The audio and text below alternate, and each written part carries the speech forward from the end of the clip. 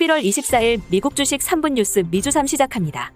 테슬라 4% 급락한 데 비해 리비안 루시드는 소폭 상승. 테슬라의 전기 트럭이 당초 예상보다 출시가 늦어질 것이란 우려 등에 4% 이상 급락했습니다. 모틀리플에 따르면 현재까지 테슬라가 계약을 받은 전기 트럭은 약 120만 대인데 출시 지연 등의 계약건 중 일부가 사라질 가능성이 있다는 의견입니다. 반면 경쟁업체인 리비안과 루시드는 소폭 반등하는 모습을 보였습니다. 캐시우드, 테슬라 2026년 글로벌 차 시장 점유율 25% 달성. 캐시우드 아크인베스트 CEO는 최근 현지 매체 인터뷰를 통해 2026년 전체 자동차 시장에서 테슬라가 최대 25%의 점유율을 차지할 수 있을 것이라며 리비안, 루시드모터스 등 경쟁사들이 있지만 큰 위협이 되지 않을 것이라고 밝혔습니다. 첨단 배터리 기술과 자율주행차 사업에서의 차별화를 토대로 테슬라가 앞서갈 수밖에 없으며 기존 완성차 업체들 역시 테슬라를 따라가기 쉽지 않을 것으로 예상했습니다.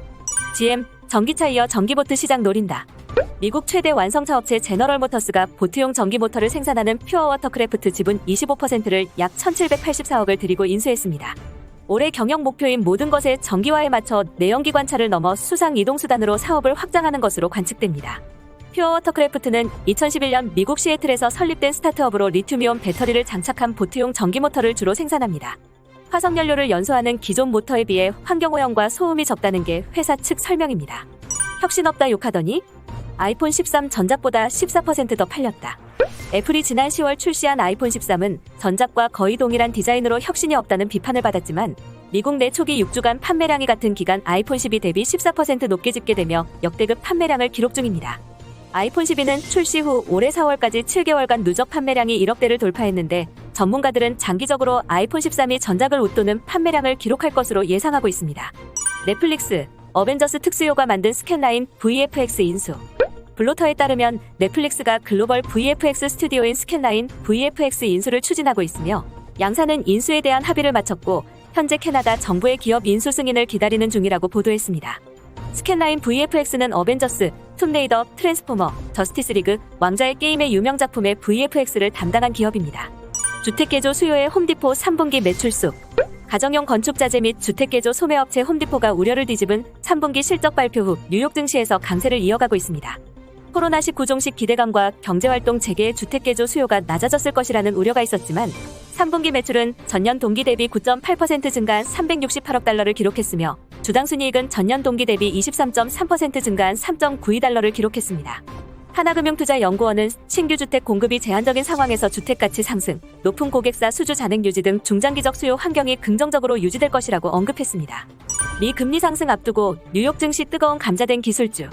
금리 상승에 민감한 기술주를 두고 대형 투자은행인 골드만삭스와 뱅크 오브 아메리카의 투자 의견은 미묘한 온도차를 보이고 있습니다. 우선 뱅크 오브 아메리카는 금리 상승에 따른 변동 장세에서는 방어적 투자 전략이 유리하며 특히 가상화폐와 나스닥 기술주가 가장 위험하기 때문에 피해야 한다고 지적했습니다. 반면 골드만삭스는 국채 수익률이 2%를 밑도는 상황에서 기관, 개인 투자자들을 모두 주식에 투자할 수밖에 없으며 반도체 부문 주식과 더불어 기술주 중에서도 우량 기업 주식은 오히려 사들일 만하다고 조언했습니다. 스노우플레이크, 로블록스, 고성장 기술주 추풍 당역. 금리 인상 우려가 커지면서 최근 고성장 기술주로 꼽히는 스노우플레이크, 로블록스 등의 주가가 하락세인데요. 골드만삭스는 금리 인상 국면에서 적자 상태인 기술주보다 당장 수익을 내고 있는 기술주에 주목해야 한다는 분석을 내놨습니다. 골드만삭스가 추천한 기술주는 줌, 메타, 알파벳 등입니다.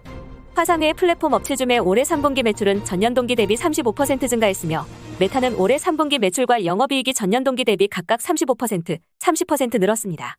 글로벌 비축유 방출에도 국제유가 급등. WTI 2.3% 상승. 현지 시간 23일 뉴욕 상업거래소에서 내년 1월 인도분 서부 텍사스산 원유는 전날보다 배럴당 2.3%, 1.75달러 오른 78.5달러의 거래를 마쳤습니다. 미국과 한중일을 포함해 모두 6개국이 치솟는 유가를 잡기 위해 전략 비축유를 풀겠다고 발표했음에도 당장 효과를 발휘하지는 못하는 모습입니다. 이상으로 미주삼을 마치겠습니다. 시청해주셔서 감사합니다.